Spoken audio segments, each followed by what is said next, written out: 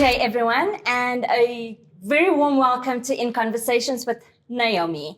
I have a very special guest joining us today, Dr. Shirley Zinn. She is joining us all the way from Cape Town in South Africa, a wonderful woman that I met over the years through my engagement with the Harvard Alumni Association.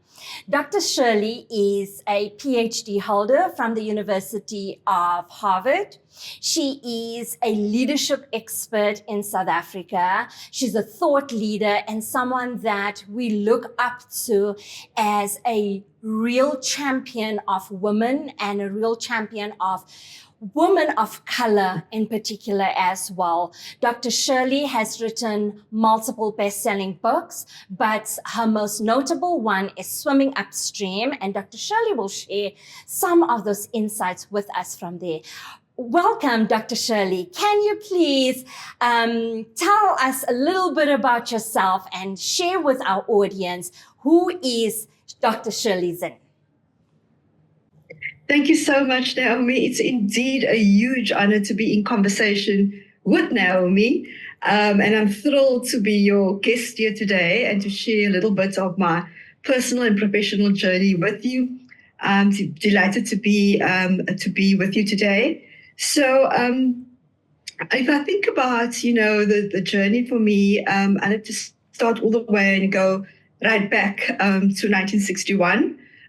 Which is the year I was born, and I raise that because it's in the context of the socioeconomic challenges we were facing back at the time, the political apartheid regime that was still alive and well during that time, and the role education was going to be playing in my life to move me forward. So I was born to parents, Naomi, that did not finish high school themselves, but somehow in their heart of hearts knew that education was going to be the pivot, the opportunity for my sister and I. We grew up in the Cape Flats in the heart of council houses, which were houses that were, allocated to many people who had to get on a list after they had been forcefully removed from District 6. That included my dad and his entire family. And after many years of waiting, we managed to get a one-bedroomed council house, and we all had to stay there. It was very, very complex dynamics in terms of socioeconomic challenges, gangs, alcohol, drugs, gender-based violence, teenage pregnancies, very little hope for young girls in that environment to even get through half a life, never mind getting a good education. So it was a very difficult time. But my father sat us down from when we were very young already and talked about, didn't use fancy words like vision or goals, but said, please do not get sucked into this place, because it is very easy to get sucked into it. You just become part of the ecosystem and you get hooked into it. And we know that many of these communities are still battling out there to just shift the needle a little bit.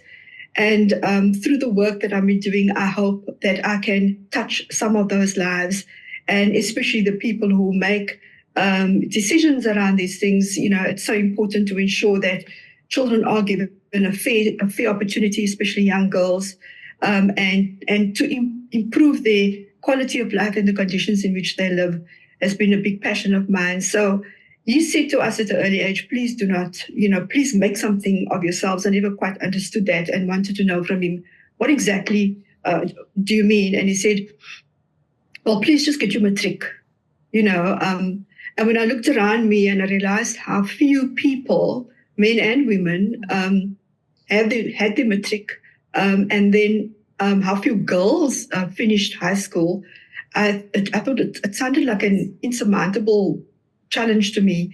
But it started some buzz in my system that said, this is something that you have to do. So somewhere very early on, before I even went to primary school, I knew that this education thing was going to have to work for me. And so my mom on the other side was more focused on values So she always talked about respect for people.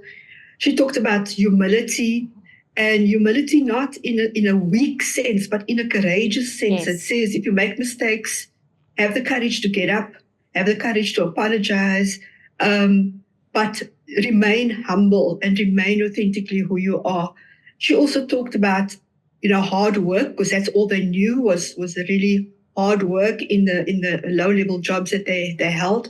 But she also talked about working hard, but doing everything to the very best of your ability. Not being perfect, because we can't be perfect, we're human, but we can try to do everything, whatever it is, do it to the best of our ability. And then some other important lessons, Naomi, that I took from her, and that has carried me through my life is, a point about kindness and leading and doing things with kindness every day, and how much of a difference it makes when you are kind to people, when you are generous, have a generosity of spirit, when you are living in service to others. And so those vision value type conversations were happened at a very early age, and it kind of shaped me and influenced me to pull myself up and to move myself forward, not only for myself but for my family, and to be a role model in our community of what actually is possible in a seemingly impossible situation. And so we went to a primary school up the road called Speel Primary, my sister and I, and became quite dangerous to walk up that road. In fact, I don't think I would walk there today either. And then there was an idea that we would stay with my grandmother during the week and come home weekends. And that was quite a daunting thought for my sister and I, because we were just young girls and we just wanted to play after school, and we didn't want all these rules and regulations, and she was tough. And so what I'm grateful for that experience and the gratitude I have for her today is that she taught us discipline. Yeah. You have to, there's lots of chaos, but you have to get order out of your chaos. And the only way to do this is to be disciplined. So there are certain things that have to be done at certain times in a certain set of sequences. And you can play till 5 o'clock, but don't come here 5 minutes past 5, because then you're late and you don't get to play the next day. You get to think about how you manage your time and how you respect the time of other people. So I think it was discipline, it was diligence, it was determination and dedication of the 4 Ds that I offer up to my grandmother today to say, you were tough, but those are the things I took away from the learnings that you gave us, and it has moved me along and always been a North Star for me. So that's kind of the primary school story. And then we went to South Peninsula High, also here in Cape Town. It involved buses and trains. It was not easy to get there. Only when I look back now do I realize what an important decision that was to go to that school, because it really focused us academically. And when I got to matric, which was the big vision at the time, there was so much anxiety and stress and little messages in my head about, you're not going to make this. You're taking a chance. You're out of your depth. And then the hard work that went with it to really pull myself through. And in June 1979, when I was in matric, these 2 teachers sat me down, Mr. Najjar and Mr. Isaacs. I'm still in touch with them.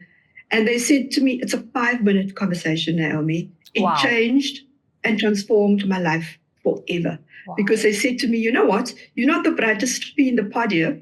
Oh, no. How could they say that to you? Yes. They said, because they can see you working hard. They can see you really, really try hard, but you're not shooting the lights out. You're not getting the straight A's. Yeah. So, but what we do want to say to you, and this was the important part of the conversation that I'd like to offer to anybody that's going to listen to this, is to say that you have the potential to do much, much more than you think that you're capable of. You can do so much more. You have magic. You have talent. You must pursue university studies. That's what they said to me.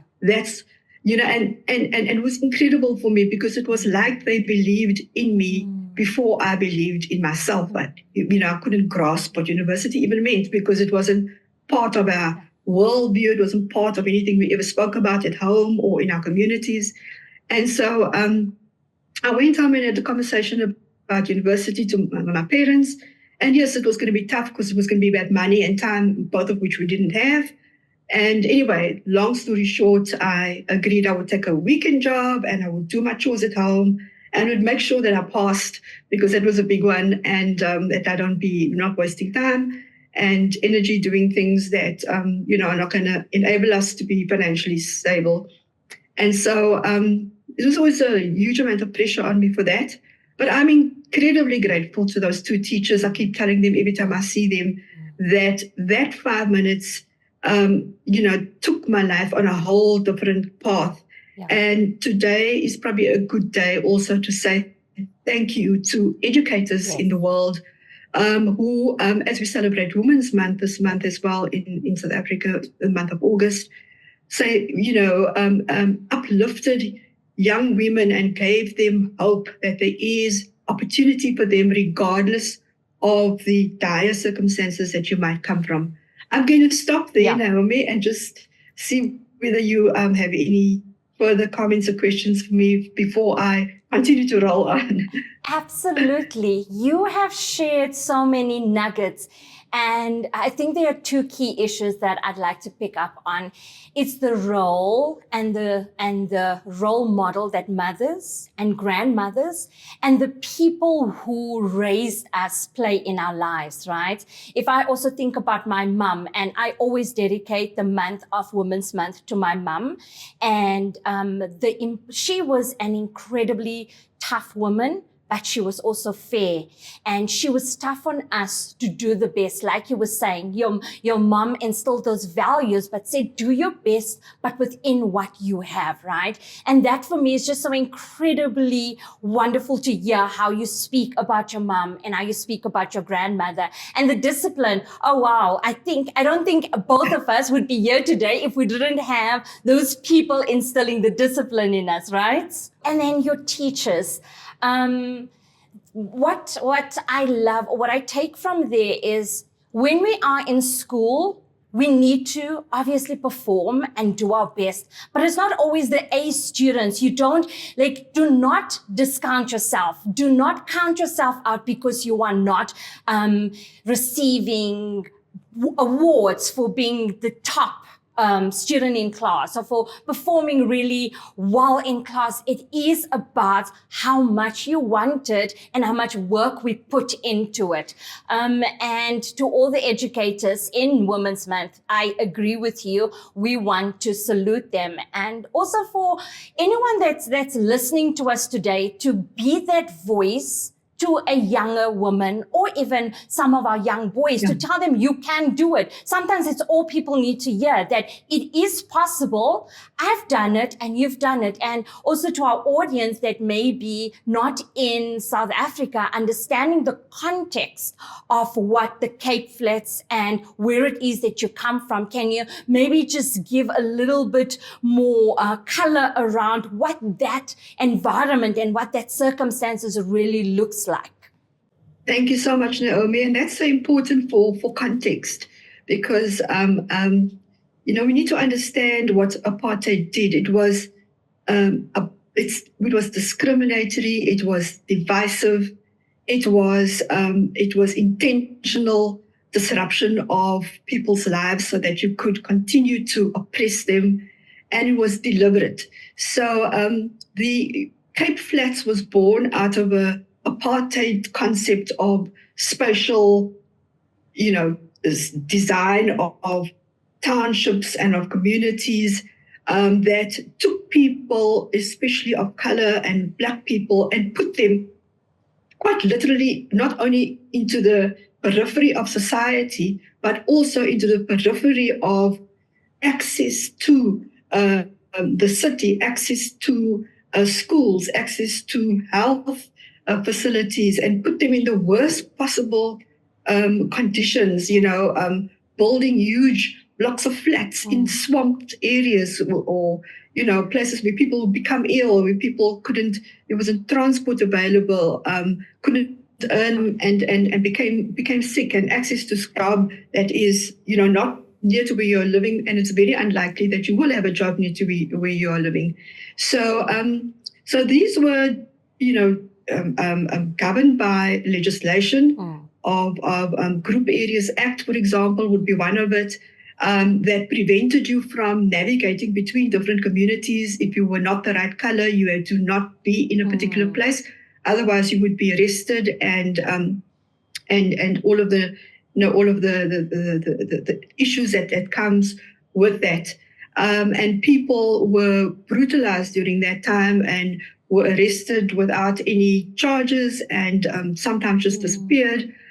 So the apartheid, we very grateful for the 30 years of democracy, in fact, that we celebrate this year.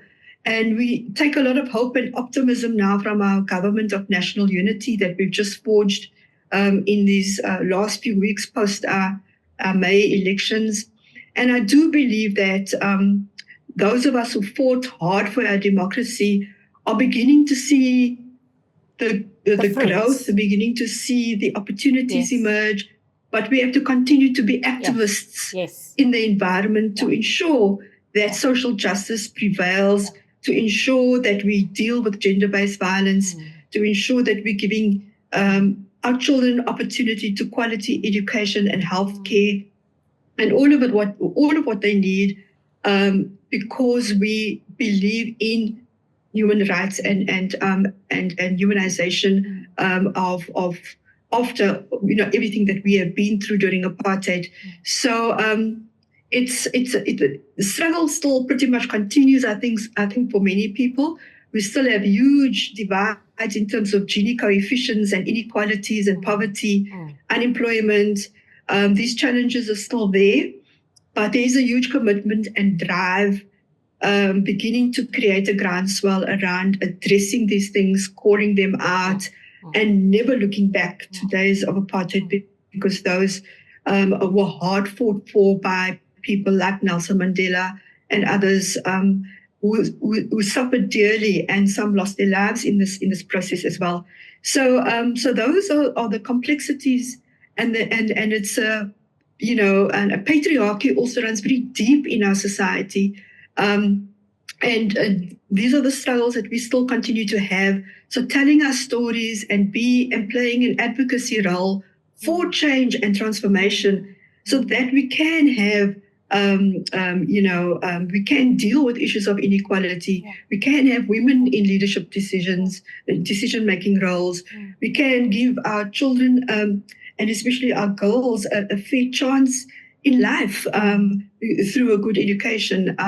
So there's so much to do. There's so many important tasks that lie ahead for us, and for us who have been given so much. We also have a huge responsibility to make a difference and to take the necessary actions to change our lives for the better and create a better life for all, as envisaged by our constitution. 100%. It is our duty to give back and to open doors for those who comes behind us. And what I really admire about your story is that to be able to achieve your goals, and you are an incredibly successful woman in South Africa, it didn't mean that you were born in privilege. It doesn't mean that you came from a family that had money to be able to send you to university, or even your parents that was educated. But that determination really just lies within ourselves. So yes, we would have people speak words into us. You'd have teachers that would encourage you. But unless you have internalized that and says, oh, but I can, you would not be at the point where you are right now. And that is always a message that I like to share with some of the young women that we speak to. Just this week, I had the incredible privilege of speaking at one of the sweep events where university students was coming together to understand what makes you successful in your career? So yes, we get these skills from university, but now what? And I know later on we'll talk a little bit about that, but I'd like you to now tell me, how did you convince your parents to go to university? I've heard your story and I'd really love you to share with everyone, because like I know when I told my mom and dad I'm going to be a lawyer, they looked at me, they go, yes, and they carried on, and they thought that I was just being a little girl that has silly thoughts in her head. But it takes some, I think even from there, to get buy-in, to like convince someone that you have to now believe in me because I'm going to take this massive risk. Doesn't only impact me, it impacts the whole family. So talk to us a little bit about that. That was such a wonderful question, Naomi, and just also to hold you up for a minute. I mean, you are such a celebrated, wonderful, dynamic, energetic leader in our community, leader at Harvard. It's just wonderful that our paths have crossed in the way that they have, and I'm incredibly grateful to Harvard for enabling us to connect in this way. And it's this connectedness, I think, that will enable us to overcome some very, complex challenges that we face. We face as women, and we face as in our professional lives and even in our personal lives. So just kudos to you for the amazing work that you continue to do. Thank you very much. And there's so many similarities when you talk about your mom as well. So anyway, I sat there with these two teachers, and I thought, my goodness, I have to go home now and have this conversation, because they said, I must come back tomorrow with whatever the decision is. And so I was very daunted going home that afternoon. I thought, well, matric was the big thing for me. And going home now and talking about university is something that's going to be quite a difficult conversation to have. But I thought, I'm going to give it my best go. So I went home and I sat them down and I said, this is the conversation that the teachers had with me. And I know that you always said that education would be our liberation. Education is going to be key to unlocking the potential for my sister and myself to grow beyond where we're currently at. It will open up opportunities for us. And so this is an extension of that original philosophy, actually. Yeah. And so they said, yes, but, no one in our family has ever been at university. No one we know. All we know is that it's going to cost money and time. A we lot need to understand of money, right? It's a lot of money for our parents. Sure. Enormous amounts of money, more than they could earn, both of them together in 1 year to pay for 1 year of my fees. So I was understandably very aware of all of that, and was trying to figure out, how I was actually going to make this payment. And the teachers did mention bursaries, but we needed to unpack what all of that meant. But I said to them, I will really work hard. I will make sure I don't fail. I will do my chores in the afternoons. I will do weekend work, which I did. I worked as a cashier at Pick n Pay at Kenilworth Centre for some years, as part of that commitment that I made to make my contribution, my financial contribution as well to the family. And they said to me, well, okay, if that's what you want to do, then and your teachers think you can do it, then we're going to support you, but you're going to have to be disciplined, and you're going to have to do, and you can stay under the roof for as long as you need to with us.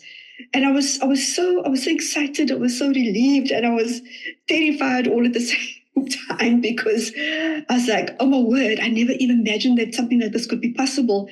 Me going to university, because I didn't have a plan for post-matric. I didn't know what I was going to do. I knew I had to go to work and earn some money. That's what I knew, but I was going to tackle that the next year. And so to suddenly have this conversation about university, was so empowering, was so uplifting, was so exciting. I went back to school the next day, and I told the teachers, and they took out the forms for me to fill in, a couple of applications, and they also took out a form for bursary applications. And then at the time, I think you could only get a government bursary for being a teacher, for being a nurse, I think, and being a social worker at the time. I'm not sure why they did that combination, but nonetheless. And I had to quite literally in 5 minutes sit there and say, okay, I'm going to tick teacher box because that resonates with me. Yeah. I think I can do this. And the other thing that I started to think about was the future, because I was thinking, well, I can start here. So it's amazing how a little conversation and, a possibility opening up to you opens up so much more, actually, because now we're suddenly thinking, well, I can start here and I can see where this takes me. And a little buzz also started to happen in me then to say, you can actually do this, So it was not an easy conversation with my parents, and I really had to put in, so much thoughtfulness, financial circumstances. But I'm incredibly grateful for having had the opportunity, because otherwise, what would the story be that I would be telling you today? Yes. And what is beautiful about starting points, as as modest and as humble as they often are, it is the kick-off for what is actually going to lie ahead, what is possible, and owning that journey and navigating it as best you possibly can. So there's so many lessons that one learns when I reflect back on those moments and those choices that one made back then, that you actually didn't understand what the future could have been. If you look 10 or 20 years back at that, it's kind of, wow, I would never have imagined that would have been, so pivotal and so transformative in my journey. I think some of the key anchors for me as I've progressed down this journey and have grown over the decades is that a key theme for me is continue to learn. It doesn't mean that when you have a doctorate, you're done. Yes. The world is moving at pace. Things are changing constantly every day. So we need to be adaptable and we need to be ahead of the curve, which means we have to continue to learn. It doesn't mean you have to do another degree necessarily, but it means you can learn from platforms like this. It means you can learn from peers. You can learn from your networks.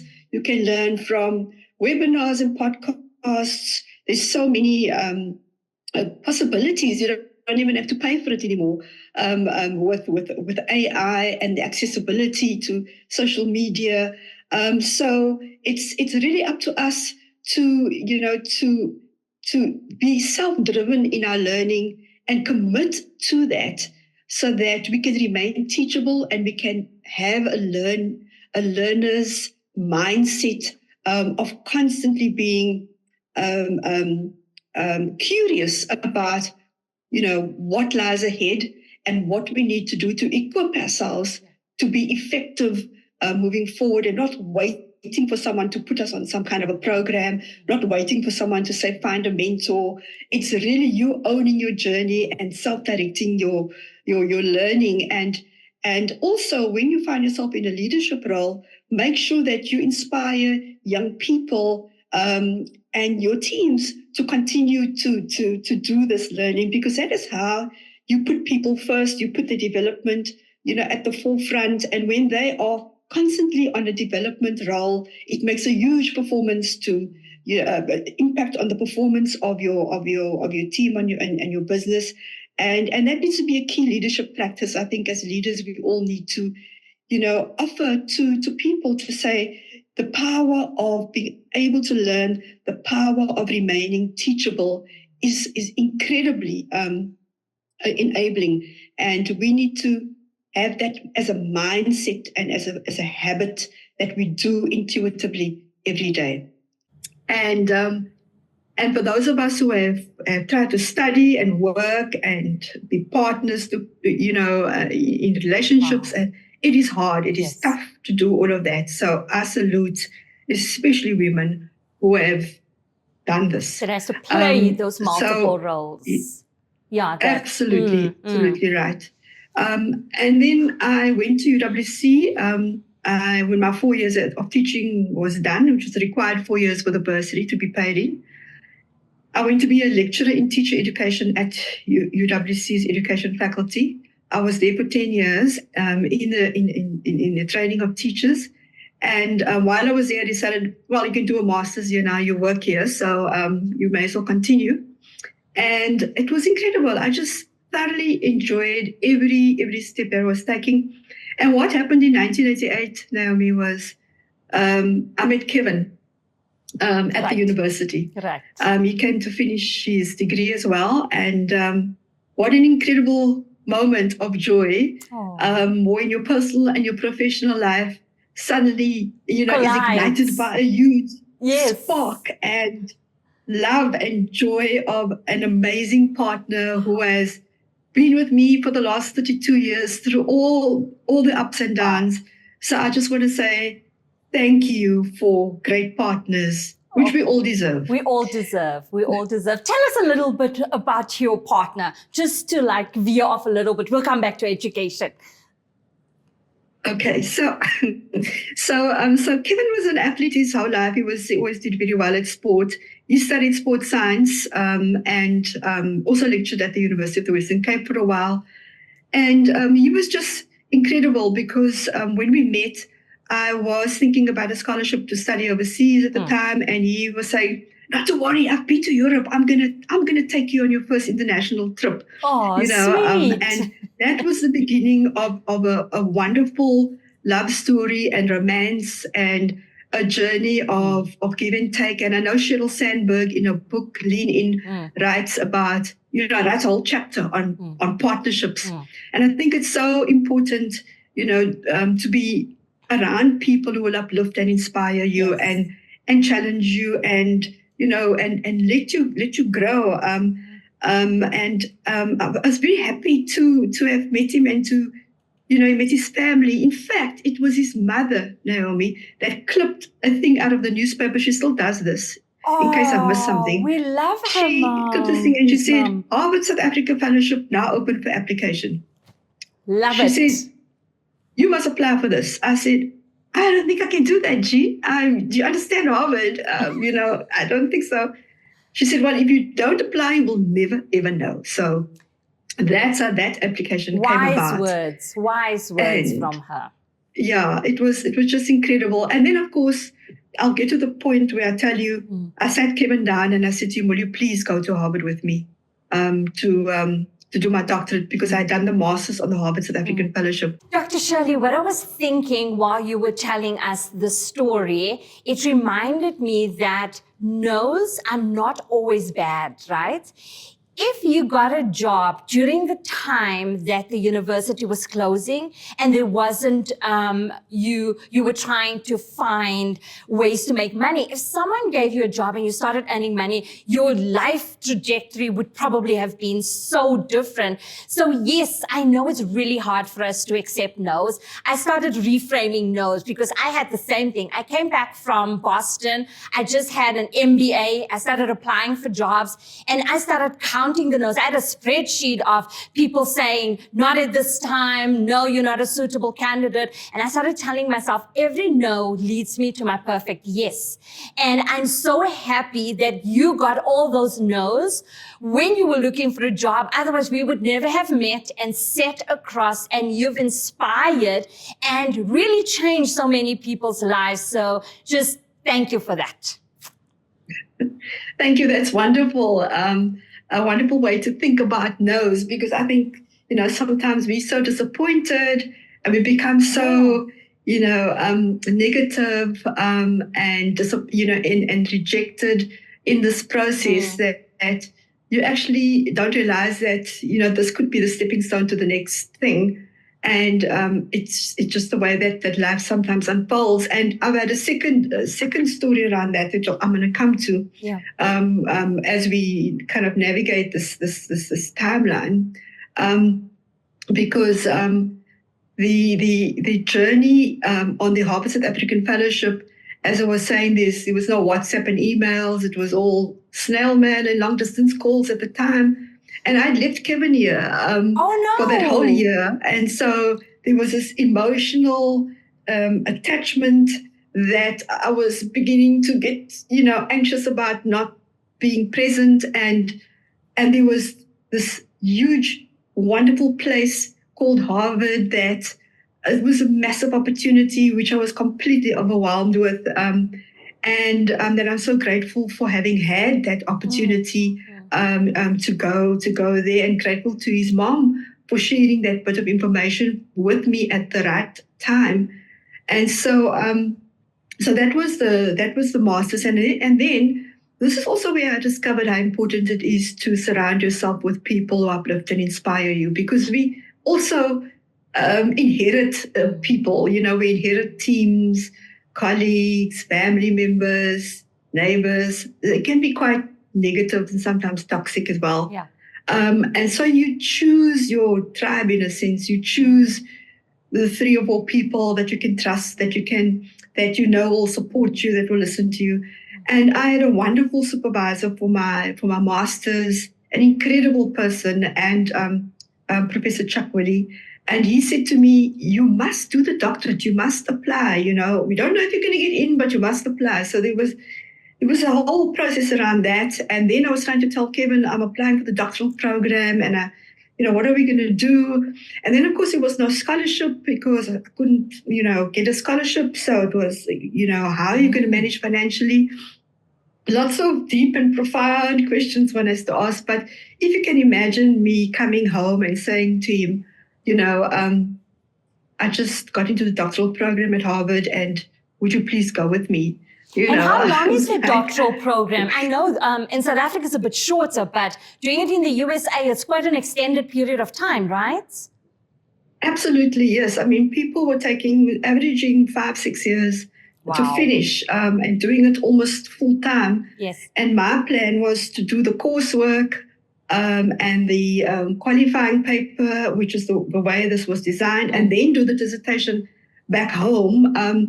So I said to him, "Please, can you come with me?" And I always try to put myself in his shoes, how I might have responded in a situation like that. And he said, "Yes, I'll go with you. I'll go and support you. I haven't got money because I'm going to have to give up my job now to go with you," which he did. So he gave up his job. He sold his vinyls. He sold his motorbike. Wow, I love it. He came with me, and it took long for his paperwork to get done. So he really battled with all of that stuff. But 4 or 5 months in, I was working in the graduate office, in the alumni office, in the international office as a graduate assistant. But of course, that money was never, ever going to pay the fees. No. So, and I was still living in hope of getting a scholarship, which didn't emerge. And then we got to a point where I had to do that humility thing that my mother talked about so many years ago, that humble walk of shame to say to Harvard Financial Aid, "I cannot pay. I'm in some serious dire straits with payments." Yeah. And she actually said to me, "Yes, I can see you in dire straits. I can see you haven't paid. So what's your plan?" And I said, "I don't have a plan. I must go home. I really can't do this. Of course, I can't pay." So she said, "Well, we're going to look at your results." And she pulled the file out and she said, "Well, if you continue to perform in this way, we will assist you. You will come here every couple of months and we're going to look at your performance, remembering that there are always people behind you that want to come in here, and we will, and this is the way we'll do it.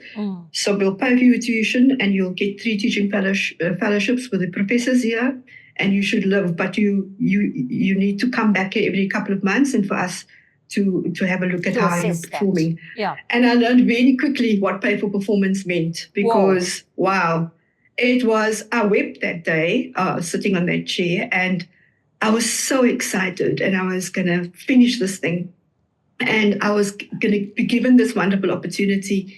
And so Harvard actually paid for me to do my doctorate in education there. I graduated in 1997, and Naomi, if that wasn't enough, Kevin and I gave birth to Jamie in 1995. Please tell me, how did you do that? You had to do really well to keep your scholarship. You were working while doing your PhD. You were pregnant. And don't forget, the weather in Boston is sometimes very, very brutal. Wow. Please, you have to share with us, how did you navigate that? It was an interesting time, actually, because the cold, you talk about the cold. Kevin is an outdoor sports person. He was battling with the weather. And he went to see some doctor because of a back injury. And the doctor said, it's not a back injury. You just need a break. You just need some sunlight. And invest in a little bit of a holiday, and you'll feel so much better when you came back. And that's actually then what we did. And while that holiday was happening was when this, baby was conceived. Oh, and beautiful. I came back to study, and I was wondering why I was feeling so tired and what was happening to me. And then I was told that, you're a couple of months in already, but people were wonderful. The baby was born at Brigham and Women's Hospital in Boston. We brought up beautiful Jamie. We brought him back to Cape Town. It was a roaring welcome at the Cape Town airport when we arrived. And so when we came back, the idea was to also work, and this is where this thing about no is so powerful. My idea was to get a job in the Western Cape Education Department, because I felt I wanted to make a difference in my own province and come back and plow all this work back that I was very privileged to had done at Harvard. And then I went for a few interviews for a few jobs, and I couldn't get, they just said they can't find any way to fit me. There was, nothing available that fitted my profile. And the stuff I had applied for, they didn't think was, going to work. So there was that initial disappointment of coming home and having this disappointment. But to your point, that no was a small door closing compared to the huge door that opened immediately after that. Right. So right to your point. And that is when I cut across into corporate and into HR. Absolutely wonderful. Love that. So you then came back, the Department of Education saying no. You have all of this, like so much that you want to give. You want to give back. There is, and like when you come back from Harvard, when you come back from a just newly qualified, there is all this knowledge that you want to come and apply. You want to make a difference. And when someone is not opening the door for you and you're like, but please, like, why do you guys not want me? How did you feel and how did you navigate that? And then tell us, how did you get into corporate? What was the first role that you had? And because I know, like, that is where I started knowing of Shirley in a lot more of the corporate sphere. Yeah, so as I said, I went for a few interviews with the education department here in the Western Cape. Some of them still run into me now and again when I see them in various places here, and they will remember those days when I was trying to find my path into the education department. And some of them are saying, oh, they're so sorry that it didn't happen that way. And I'm saying, no, it was fine, because a lot of other things then emerged for me that might not have emerged if I had gone there. But my intent was always to make a difference in education, and I'm not sure exactly what the reason was why in 1997 I could not land a job in the Western Cape Education Department, and I felt a bit, I was disappointed, I was angry, I was aggrieved. I couldn't understand the logic. The reason they were trying to articulate didn't make much sense to me. I mean, how can you say you just can't find something, I'm happy to do whatever it is as an entry point to get back in. Bearing in mind that I taught for 4 years at a high school and 10 years in teacher education at the University of the Western Cape. So what is the problem? But what I realized was, and a big learning that, I can offer to people in this situation is that we mustn't stay angry for too long, because I had to pick myself up very quickly. and present myself for an interview, I saw an ad lying on the couch of a newspaper, on the couch at my mother's house. There was a newspaper with, Southern Lights looking for a training manager. And I was like, wow, I taught in a school and a university, so I can teach in the workplace. Yes. I just don't know what I will be teaching, but I will have to learn very quickly what this means. And so I went and applied for that job at Southern Life. And when they interviewed me, they said, you have too many academic qualifications. You need to stay in academia rather, but we'll give you a chance here. We'll give you a 6-month probation and see how you do. And I sucked up every bit of training that I could while I was there. It was an incredible time because the first rank group came and bought Southern Life while I was there. And I was part of all that leadership transition and change management and leadership development. And I was learning so much also about retrenchments and, how, what people are going through here. And so it was a short stint by comparison to what I was hoping for. But I learned it was such a huge door that opened for me. And from there, I moved into we moved to Pretoria, actually. That was when we moved to Pretoria, when that happened at Southern Life. And I took on a job there as a director in the Department of Public Service and Administration in Pretoria. So it was quite a huge move because, again, it was coming back to the family and saying, I landed something in Pretoria, and now we're all going to go to Pretoria. It's like, oh, my word, which Cape Townians ever moved to Pretoria? But my mom and dad-in-law, they also came to help with Jamie. So it was a wonderful time out there. And so I spent some time in public service, which was also good because I think there's a lot of mythology around, transitioning from private sector to public sector and back again. And I'd done that a few times, actually. So I could give back something. It was on the cusp of our changing regulatory framework, given the new South Africa had been born and the rules of the game had to change, and it could be part of all of that great stuff. And then there was a private company looking for an employment equity manager because you recall the Employment Equity Act just emerged, and they needed people to help to drive that kind of transition and transformation. And so there I was being introduced to a CEO who said, "You're just the person to come and do this." So I was completely blown over by that and had to learn a lot because I didn't know too much about all of this. So it's a constant learning. I cannot emphasize it, more than I am doing right now. But again, having to learn how does all of this work, and making sure that people are buying into it. So it's not just about numbers; it's about real inclusive cultures, and building this along with successful businesses. And so that was the direction I went into, and then. Shortly after that, I was with a company called Computer Configurations Holdings, and I will not forget this because it was the first company that was listed on the Johannesburg Stock Exchange in the IT category. Wow. It was led by a woman. Oh, that's incredible. And who was she? She was just. What was her name? Aletta Ling. Fantastic. She wrote an endorsement for my book as well. Amazing. So I managed to find her, and she was just incredible to work with. She was so confident, and she knew her stuff, and she was polished, and we were going through that year 2000 nightmare where we all thought that our computers were going to crash. Did we really live through that? I don't know where you were when that was happening, but that's where I was. I was around. Don't worry, I was around. I remember it. Yeah.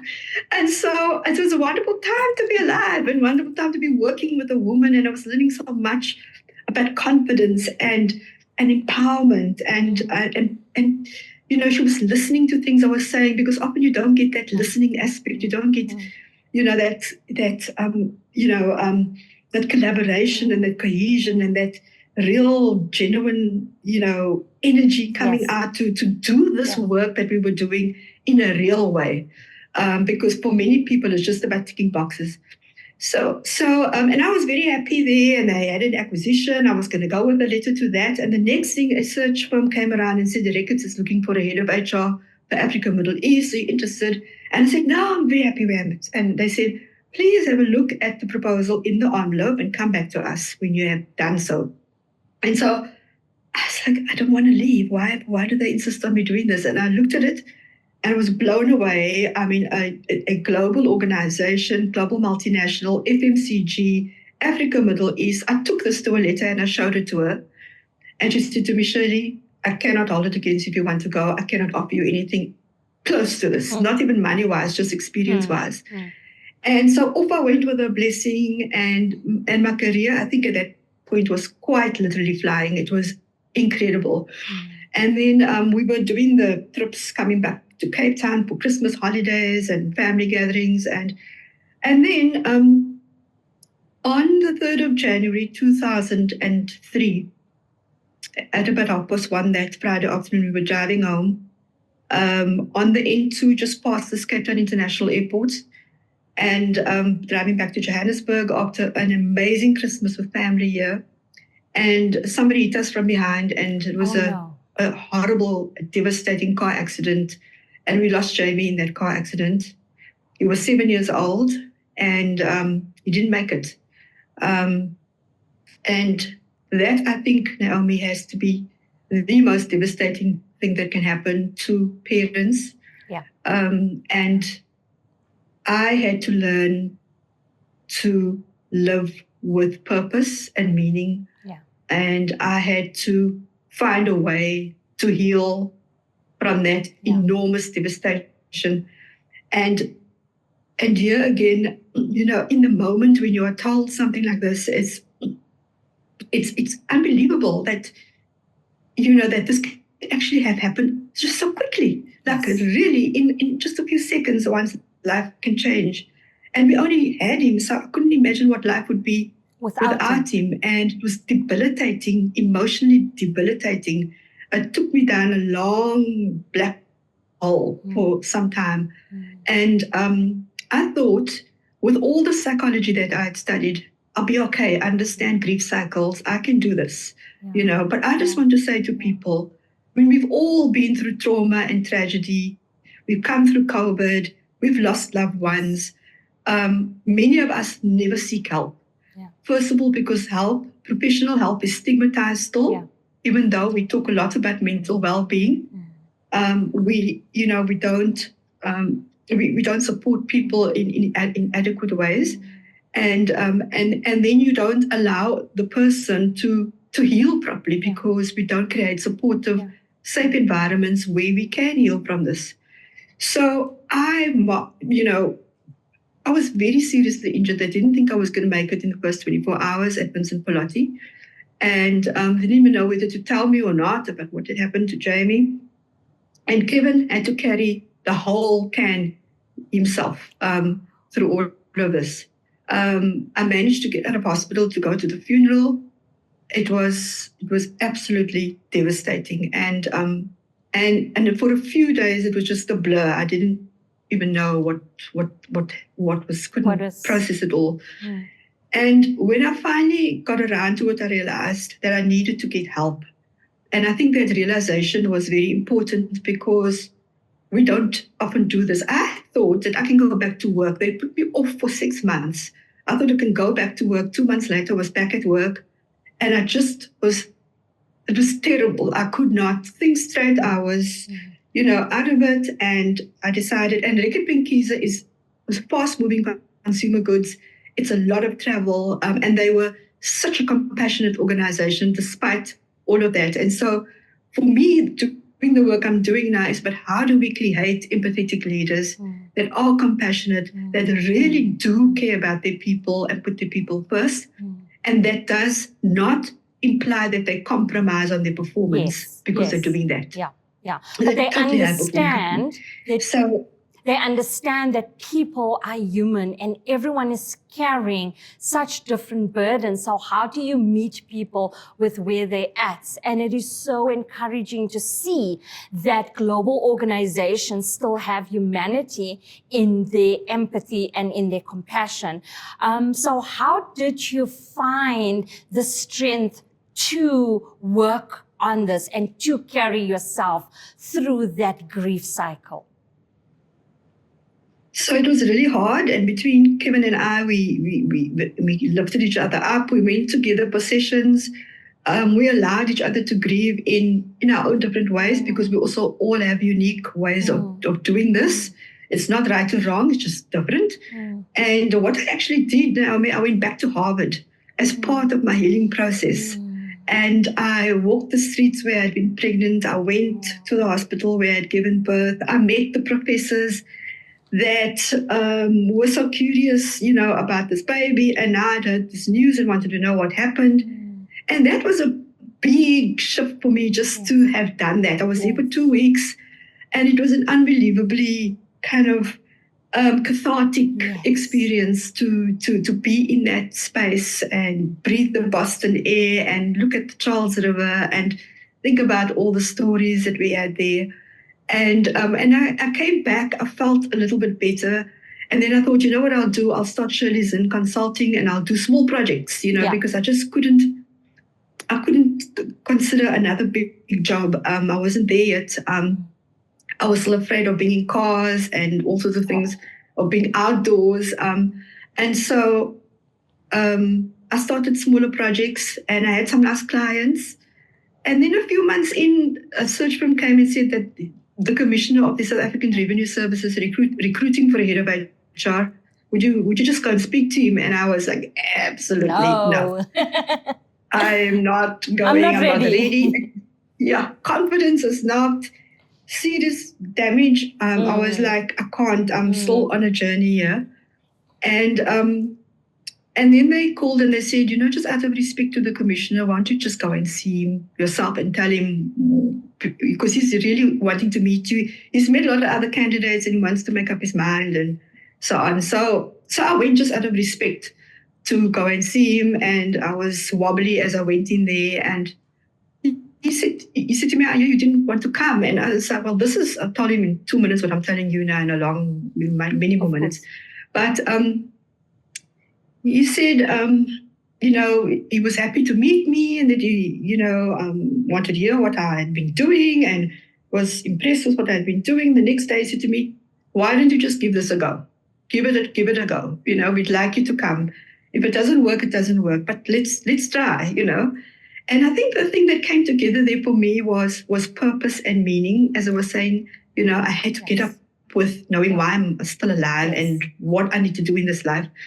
And rebuilding the South African Revenue Services and being part of that program of work, of modernization, of people, systems, processes, technology, culture, of being part of that piece of work at the time was hugely uplifting for me, not just physiologically, but also emotionally. And from a social capital point of view, I really felt like I'm doing something to make a difference. And that has to be one of the greatest things one can do in this life, is to do something that makes a difference for your nation. Yes. And it was such a privileged place to be in at the time, because it somehow coincided with where I was at and my need to to lift myself up and put myself forward for something like this.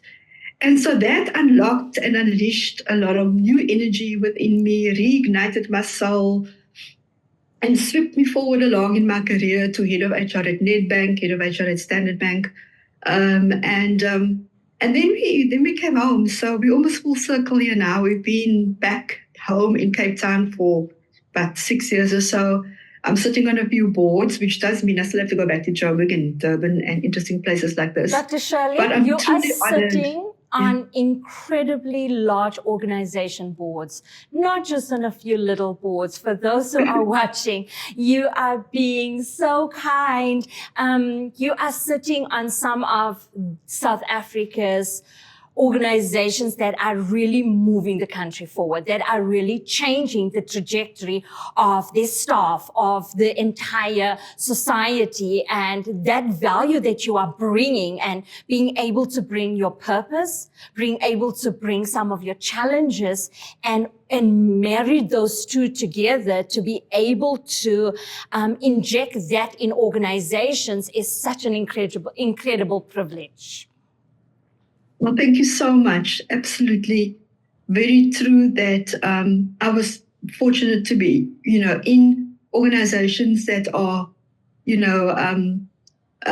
making a huge difference to our economy, creating jobs, inviting more investment here. And it was a real joy to be part of that. And now to serve as a non-executive director in some listed companies like Sanlam, like MTN, SPAR and Spur, like chairing the V&A waterfront. It was just such an incredible privilege to be doing this. Now chairing Westgrow as well, which is about promoting trade, tourism and investment in the Western Cape. And then on a number of NPOs and private companies, and on some advisory academic boards. So still keeping a little foot in academia. We always have to learn. It's always fun.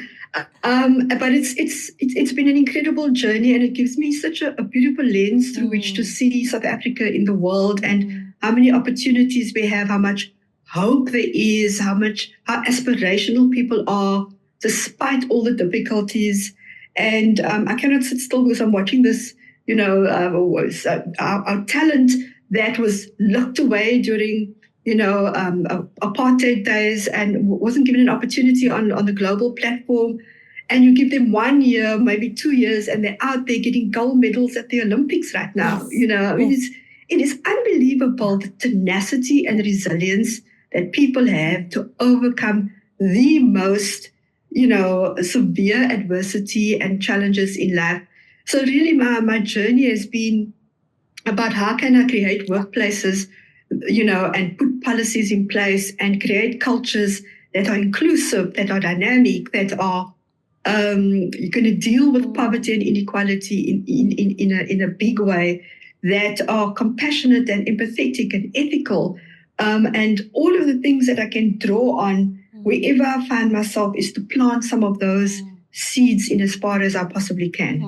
It's absolutely beautiful. And what you are sowing back in the likes of the life of myself and other women that surrounding you is bearing fruits, and that's multiplying, and that's going out into the world and into South Africa and just making such a huge difference. And we really appreciate women like you.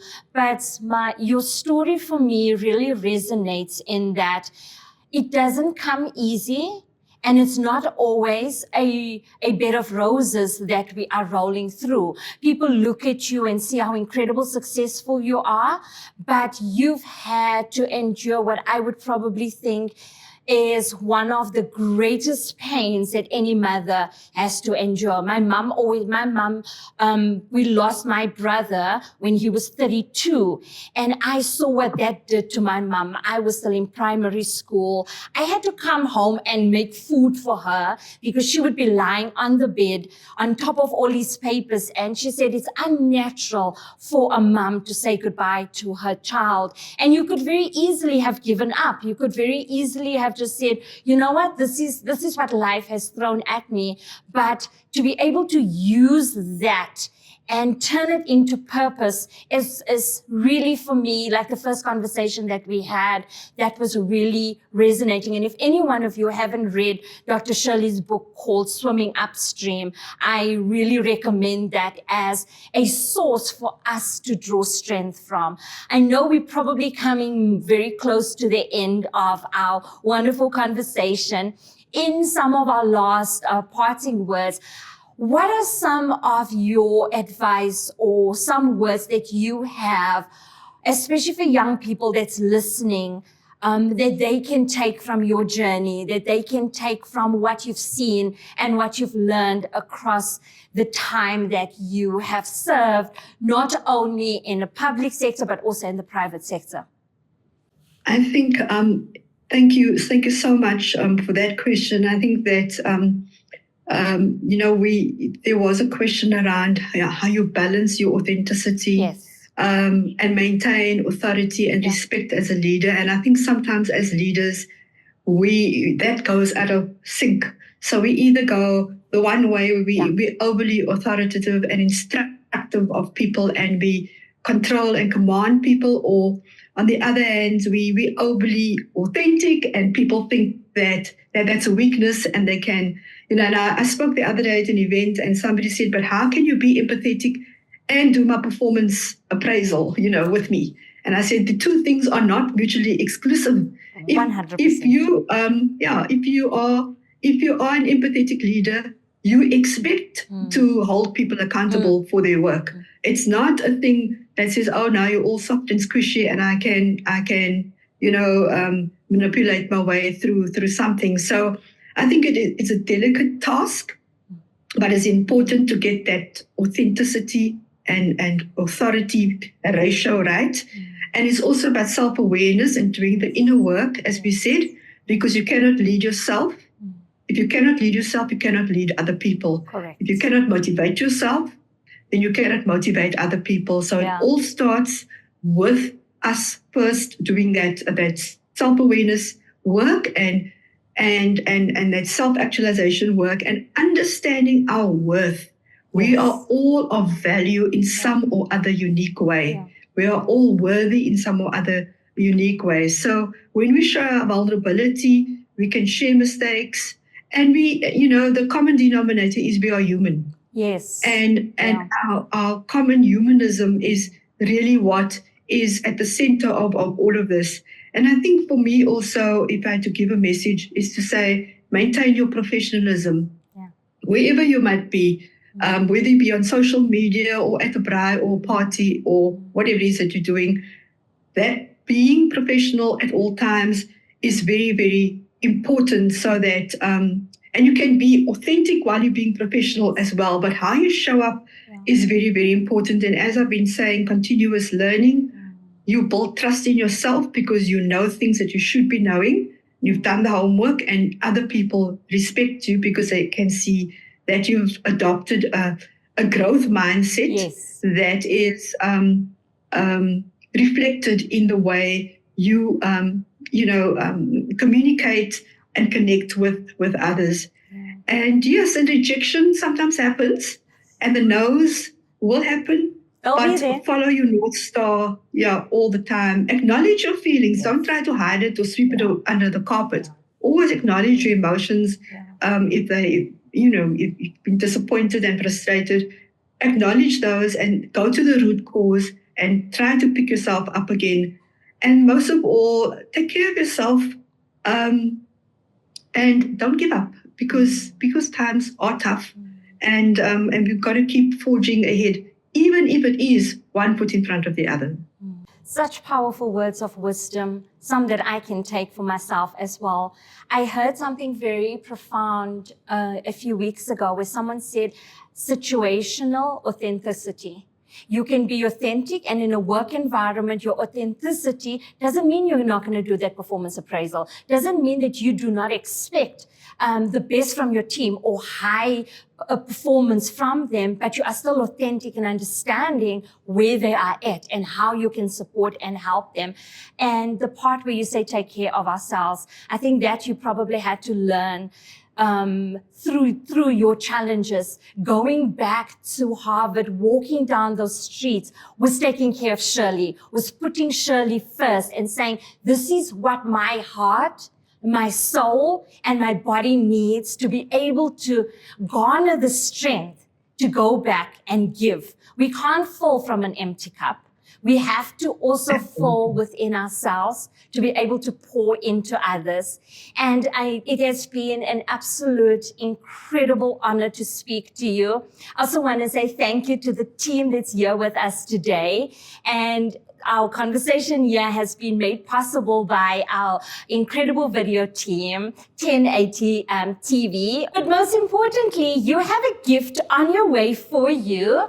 I have it with me right now. Well, it's upside down. I have the gift right here, but it will be delivered to you later this afternoon. And you've actually met the team from NJ Clothing at an event recently.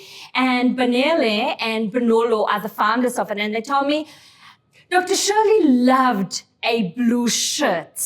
So instead of giving you one of the normal gifts that they have offered to give to our guests, they're like, we're gonna send Dr. Shirley that beautiful shirt. So I hope you like it, and a big shout out to all of them. Oh, you're most welcome. You're most welcome. Oh, that is wonderful. I do remember meeting them and talking about the clothing, and I was so amazed how full circle things can come very, very quickly. So I'm grateful. I'm looking forward to my gift. Thank you for spoiling me. And thank you for having me on your In Conversation with Naomi. I think it's such a powerful platform and such a wonderful concept. And thank you for a very engaging and compelling conversation today. Wonderful. To follow Dr. Shirley, you can find her on all the social media platforms. You will see the links on the screen on LinkedIn, Instagram, and Facebook. Dr. Shirley often shares nuggets of wisdom and advice, and she is just a wonderful person to learn from. With that, I want to say thank you to Dr. Shirley for joining us in this incredible conversation and just sharing your story, as well as how you navigated life through both the ups and the downs. With that, I want to thank you for joining another episode of In Conversations with Naomi.